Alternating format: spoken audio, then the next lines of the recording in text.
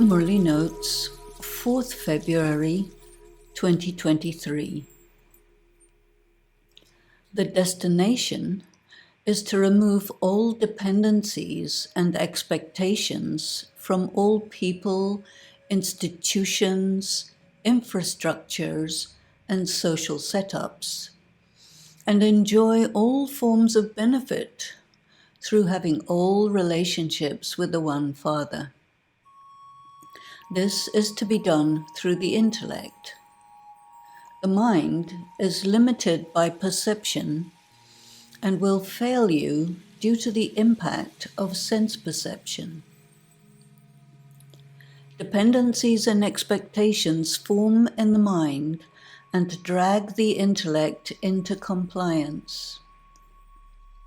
The intellect, filled with knowledge, provides the clarity that God is reliable, and this is frequently supplemented by subtle perceptions of Baba's closeness to you and that he takes responsibility for you, provided you follow Srimat. It takes time to reach this destination because again and again you get pulled into relying on the unreliable, trusting what and who cannot be counted on. Again and again, you need to be betrayed, failed, deceived, and defrauded in order to get the point. You need to understand clearly that those whom you love in the worldly dimension continuously deceive you. Once you get the point, your focus of attention is no longer on them, and they lose their influence over you.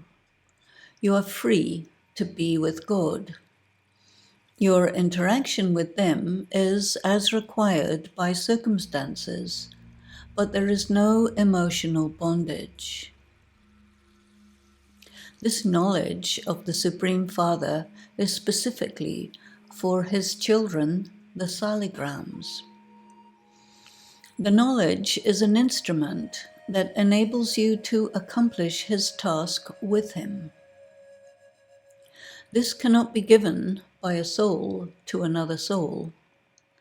Souls give information to each other based on sense perception, which keeps the world in an ever-tightening loop of karmic bondages.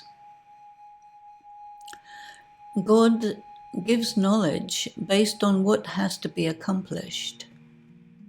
The task is to extract his children from the karmic loop and enable them to gain sovereignty, mastery over Maya and matter. Other souls are consequently liberated from the bondage of karmic loops. The Supreme Soul Shiva explains to Brahma, Saraswati, and to you lucky stars. And this explanation is called God's knowledge. There is only one Supreme Soul, and all the rest are the creation of the Creator. He is the main actor, the Creator, and the Director. For him it is said, your destination and information are completely different from those of any human being. That means his operating system is his own. If you go to his operating system, then you cannot continue to operate on the operating system of the materialistic world. When you try to do both, it doesn't work. This is why it is counterproductive to mix conventional morality with spiritual knowledge. It results in corruption, stagnation, and paralysis. Your operation breaks down. During the confluence age, both operating systems coexist. You have to have one foot in one and the other foot in the other operating system.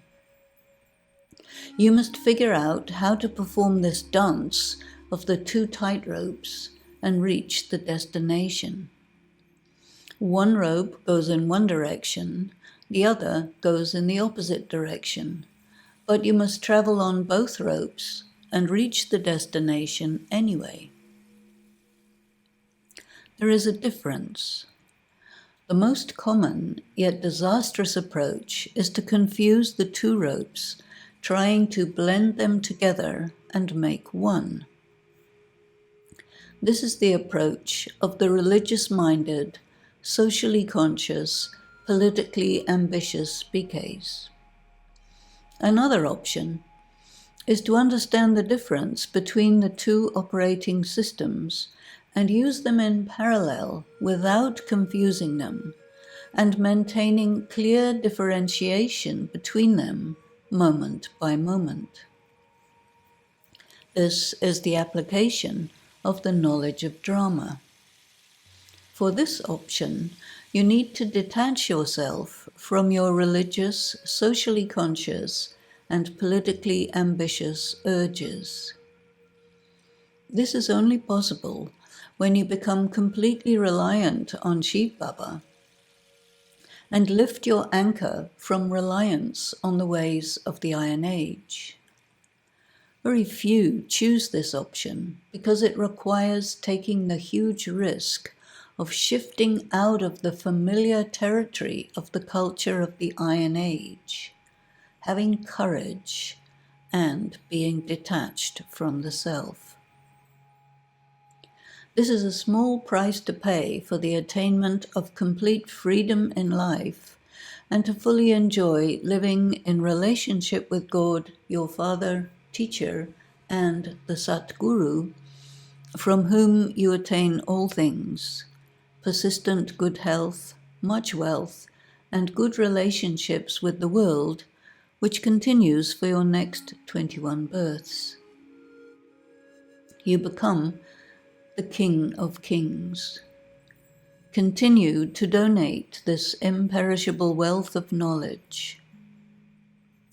During the path of bhakti, you used to donate physical money and other things of temporary benefit, and the result was that for one subsequent life, you received benefit of that. On the basis of religious knowledge, the philosophy of karma operates one for one. When you enter into the confluence age and your karma is directly with God, then the good consequences persist for 21 births. Negative karma, performed in spite of knowing this spiritual information, destroys that benefit. Om Shanti.